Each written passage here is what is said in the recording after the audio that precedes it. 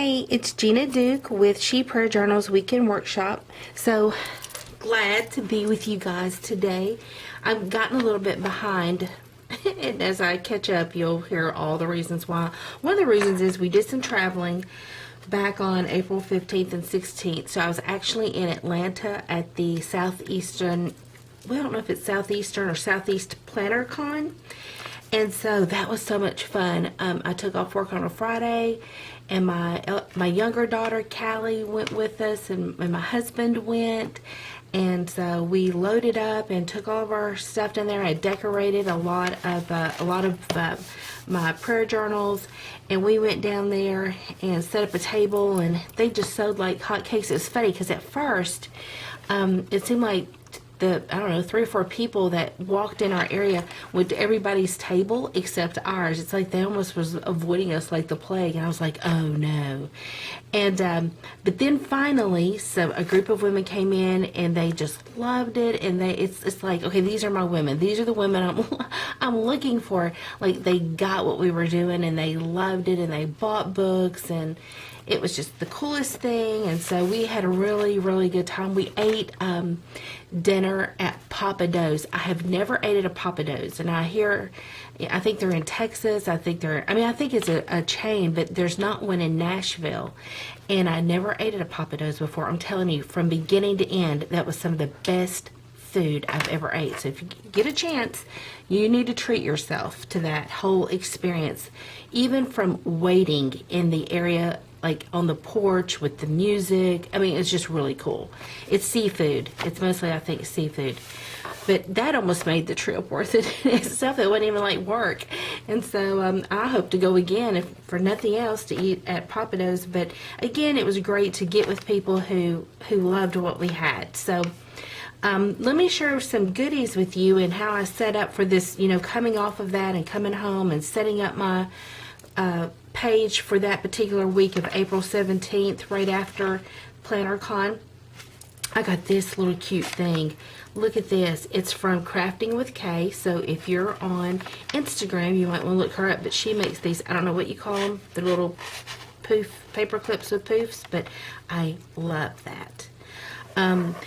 My washi tape I got from Muse Studio, and they were there, musestudio.com. And you can actually, I noticed they're recruiting people to work from home that can, I don't know, maybe act as presenters or sellers or something. But I really liked their washi tape, so I got it and I've lined it. And then this is from, I cut this out. I think it's Simply Watercolor is the name of this little deal right here. I'm kind of pulling up. Yes, Simply Watercolor Company. And so I really like the stuff that they had, and I cut that out. That said weekend, but since I don't use this as a planner like most people, you can see a little bit of the E is left just for the week. But anyways, oh, and then Inspirational Junkies. I had this, and I think it's where I even got this little cute paper clip that I have right here. Possibly. I think this was like in a little goodie bag that I purchased, and I put some of their little stickers right there. So anyway, so that was great. Great week, and that's how, then just to commemorate being back home, I set it up. Got some praises. I want to say that it was a good week. I mean, just getting away with my husband and my younger daughter was fun. The people I met, we had just finished our taxes, so we had to pay taxes, and I'm thankful I was able to pay my taxes. And for me, we both work professional jobs, and then I have a consulting firm, and then I do ministry work, so I have several things going on, and unfortunately I had to pay in more taxes than I thought I was going to have to, but I wanted to give thanks for that because I had the money to do it. Like, I saved the money and was prepared for the worst, and it was the worst. Usually, I got money back last year, and this year definitely did not. But there's been years in my life when I could not pay my bills. There were years where I was a single mom with 2 little girls. There was a time when I I couldn't have made it without my parents. I had to move back home with my mama and my daddy for a period of time, really until I married again, because I couldn't make it. I couldn't make it. So even though, yes, I had to pay taxes, and I believe that's important that we do pay our fair share of taxes, you know, I'm glad, I'm thankful that I had what I needed. Here I did a little in my freedom and forgiveness section, and I even made a note over here about this thing. Sometimes, and if you study about, and I wish I'd looked this up, but if you study about all the offerings that the children of Israel had to give, one of them was for even sins of omission, or, you know, when we didn't mean to sin. And sometimes this world, we're so inundated by the enemy's attacks and everything that he creates around us, all the negative influences, all the ungodly influences.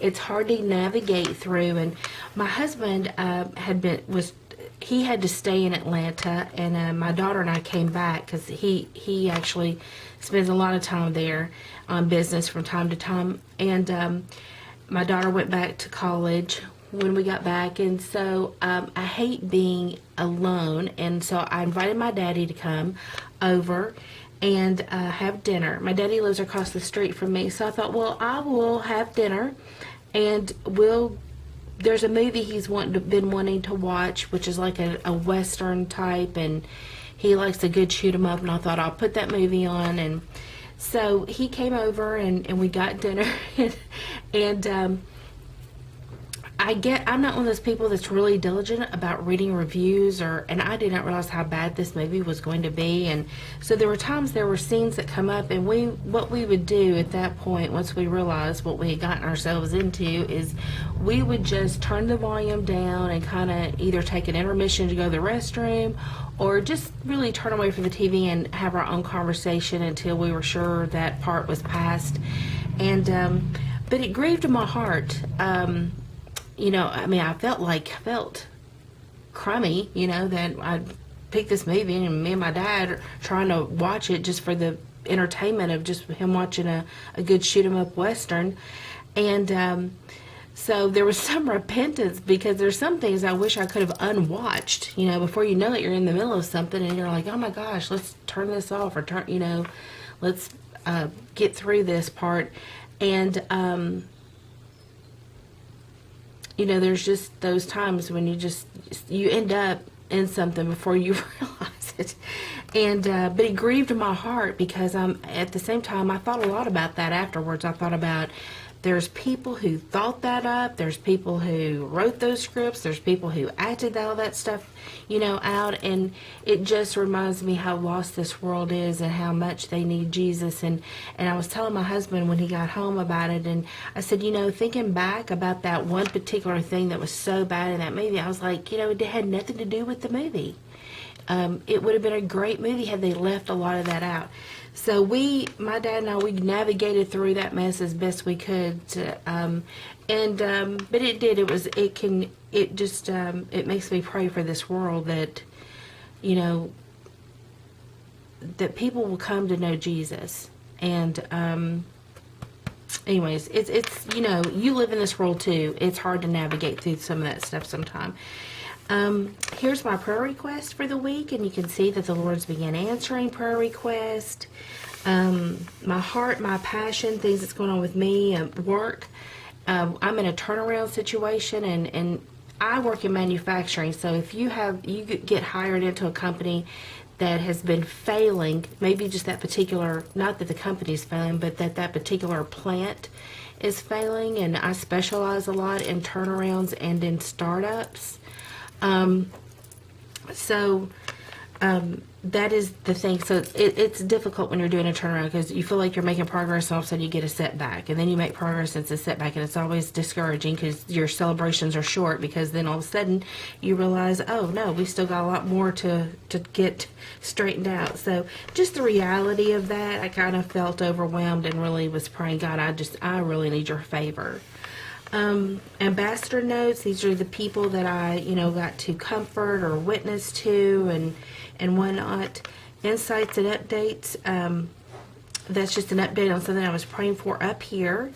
Ears to Hear, this is something I had to write an article for Cokesbury, my publisher, really, that's affiliated with Abingdon Press, as we do the refresh copy of my book, Organizing Your Prayer Closet, which is the book that I'm using. And I usually like to show that. Sure enough, if I don't, someone will... If I don't show it, that's when I always get asked what book. It's this book. The cover is changing, so it will look different than this, but it is Organizing Your Prayer Closet. And you can get it on YouTube, pick it up in a store. Abingdon Press is my publisher. You can definitely order it from them, but the cover will look different, and there is some new content in it. And so that's pretty much the week of April 17th. I hope some of this ministered to you in some way, and I will see you again soon. And in the meantime, don't forget to plan to pray, and happy prayer journaling.